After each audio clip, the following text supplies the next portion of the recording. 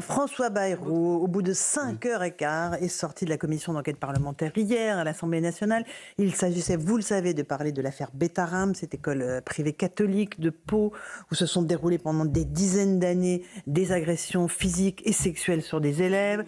Le Premier ministre a répondu pied à pied à la commission d'enquête, qui était présidée par une socialiste, notamment aux questions du co-rapporteur qui s'appelle Paul Vannier, qui est un député de la France insoumise. Écoutez, la conférence de presse qu'a tenue ce député insoumis ce matin pour affirmer que le Premier ministre était empreint d'une culture de la violence sur les enfants parce qu'il avait, rappelez-vous, donné une tape sur la main à un enfant en 2002. Écoutez Paul Vannier. Non.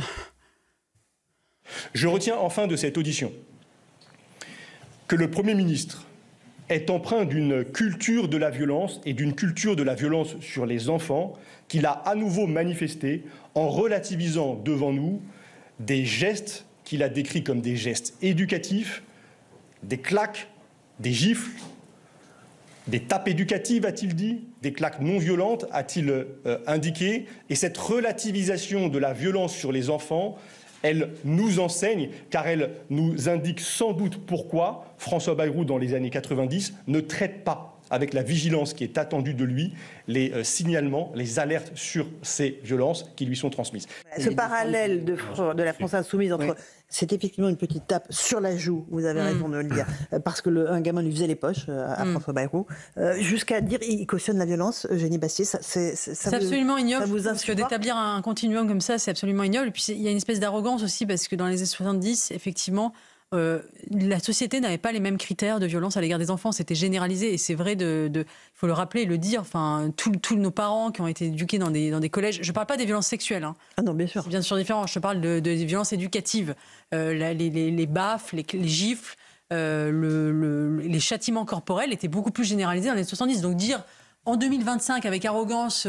Dans les années 70, il avait une tolérance. Lui, Paul Vannier, s'il était né, s'il avait l'âge de François Bayrou dans les années 70, peut-être qu'il aurait dit la même chose. Non, mais il fait pire. Il avait cette culture de la violence et il a couvert ce qui s'est passé. Deuxièmement, moi, ce que je trouve intéressant, c'est que cette gifle de François Bayrou, rappelez-vous, à l'époque, l'avait rendu assez populaire. Il avait pris 5 points. Il a pris 5 points dans les sondages. Je pense que si elle arrivait aujourd'hui, cette gifle, elle le rendrait très impopulaire. C'est vrai qu'on a changé d'époque complètement, on a basculé. Faire le lien. Et sauf on vous juge avec arrogance l'éducation d'hier, sans voir aussi l'éducation d'aujourd'hui. Il faut voir ce qu'elle produit, l'éducation d'aujourd'hui, sur les enfants. Il y a deux choses. Des délinquants, en fait. D'abord, à quoi sert une commission d'enquête parlementaire? Est-ce que c'est pour éclairer une question ou faire un carton sur le Premier ministre? C'était ça. Hein. Et hier, c'était pour faire un carton sur le Premier ministre. Ensuite, la conférence de presse, elle est doublement ignoble. D'abord parce que ce qu'il reproche à François Bayrou est faux. Vraiment, on ne peut pas dire qu'il gifle le gamin à toute volée. Il a un réflexe parce que le gamin lui fait les poches, excusez-moi. Et ensuite, d'essayer de noyer en fait un véritable problème, parce que c'est vraiment un problème, les violences faites aux enfants, pour le récupérer politiquement, je trouve ça vraiment doublement ignoble. Et ensuite, moi j'ai été élevé dans une institution religieuse pas très loin de celle de Betaram, c'était dans le Pays Basque, et c'est vrai qu'à l'époque, j'ai connu la fin de cette époque. Mais les claques, les gifles, ou le fait de balancer des objets étaient monnaie courante. C'est évidemment répréhensible, mais c'était une époque. Évidemment qu'aujourd'hui, on ne le supporte pas. Donc il faut quand même, même si on ne peut pas le relativiser, mais c'est à remettre dans le contexte d'une époque. Donc tout ça est de la récupération politique de bas étage. Je trouve ça absolument ignoble. Peut-être que monsieur le rapporteur veut faire oublier peut-être la parution d'un ouvrage qui éclaire les dessous de la France insoumise. Et on les a trouvés au moment de l'affaire Adrien Quatennens, beaucoup moins virulents sur les violences, notamment faites aux femmes.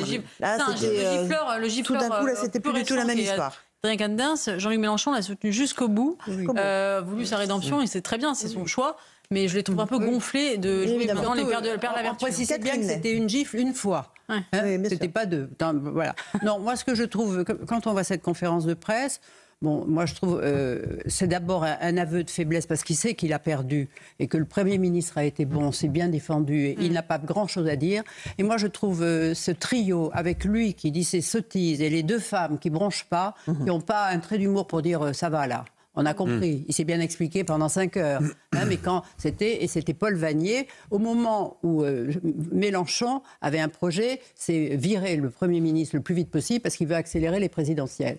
Et quand le 11 février, Paul Vannier lui a demandé à l'Assemblée qu'il n'avait pas protégé des élèves des violences pédocriminelles à Betaram, ça a été pour le Premier ministre quelque chose qui l'a meurtri. Et c'est vrai que depuis 3 mois, à quoi travaille-t-il? Mais à sa défense, parce que c'est quelque chose qui le submerge, enfin qui est terrible. Et là, on a vu qu'il avait, pour une fois, il n'y avait pas des papiers, il n'était pas embrouillé. Là, sa défense, elle était très bien faite. Et là, à la fois, il a taclé et Mediapart, qui était très approximatif, mais toujours dans la charge, et Paul Vannier. Il avait le livre La Meute sur le bureau, en évidence. Qui était, quand même, c'était stalinien, quoi. C'était une ambiance stalinienne. Et moi, j'ai trouvé que Madame Spielhout, là, elle était ambiguë, là. Parce que je pense qu'elle a dû être empapaboutée par l'autre, et elle était gênée, elle n'osait pas être plus modérée. Et au fond, elle était... moi, elle m'a gênée. Voyez. Écoutons François Bayrou qui s'est exprimé à l'issue de l'audition. Il a parlé d'un moment libérateur pour lui, en dépit du chagrin que lui cause la souffrance des victimes. Pour moi, c'était un moment un peu libérateur, en dépit du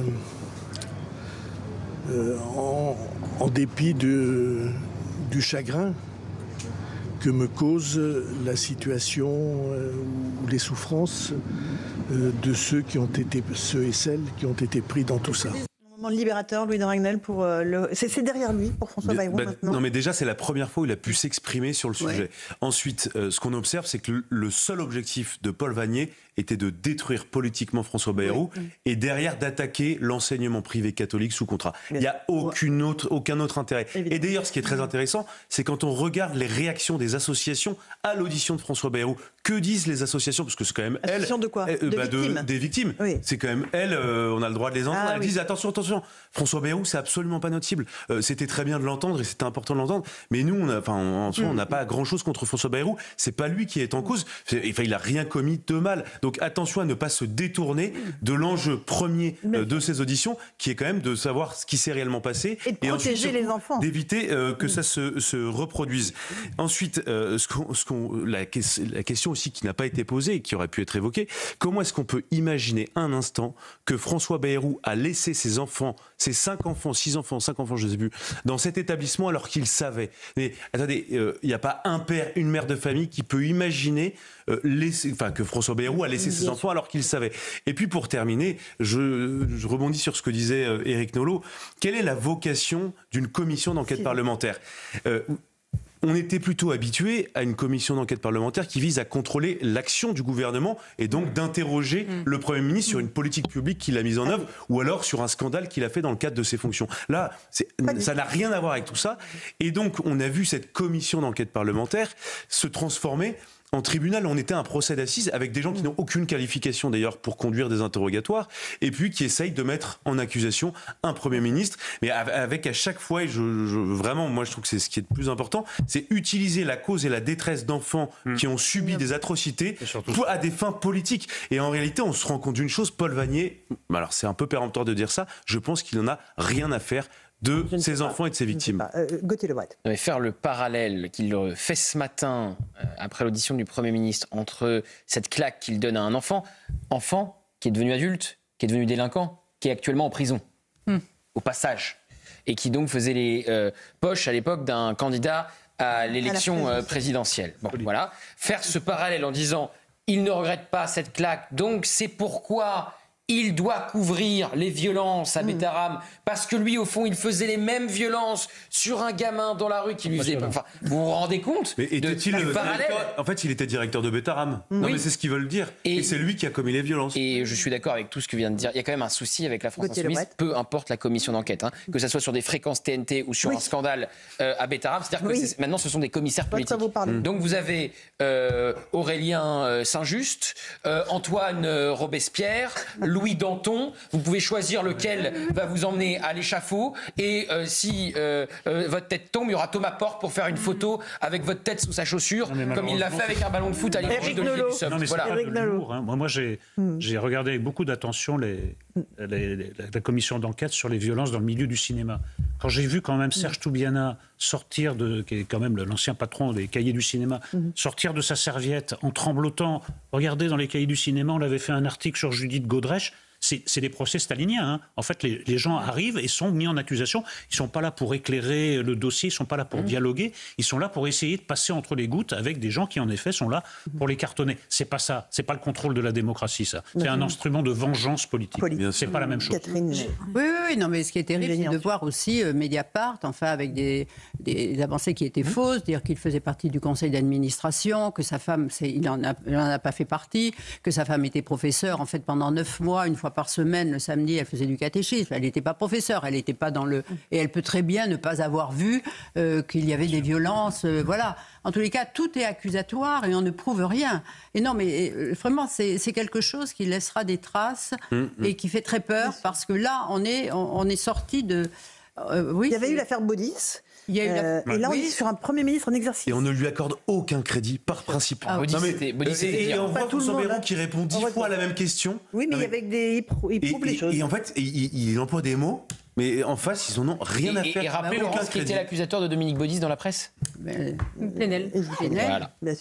Voilà. Oui, mais je veux dire, Dominique Baudis, il en est mort. Fondateur de Mediapart. Je veux dire aussi. Eugénie Bastier. Non, pour revenir sur ces commissions, je trouve que ça participe aussi d'une politique spectacle, en fait, parce qu'elles sont filmées, ils savent qu'ils sont filmés, que il faut faire le buzz sur les réseaux sociaux. Et ça participe aussi d'une impuissance parlementaire, c'est-à-dire que les parlementaires, le Parlement étant bloqué, ils ne votent pas véritablement changer la loi, et bien ils se gargarisent de ces commissions qui leur donnent l'impression d'avoir du pouvoir. Ils sont ivres de ce pouvoir. Ils veulent du buzz. Et ils veulent du sang sur les murs. Ils sont ivres du peu de pouvoir qu'ils ont, et on les voit. Alors il y a le volet mœurs avec Godrèche et Bayrou, mais il y a aussi le volet patron. Alors ils veulent se payer les patrons.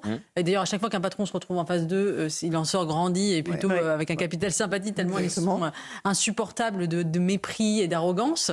On l'a vu avec Lucas Déméo, par exemple, face à Léo Mans, je crois.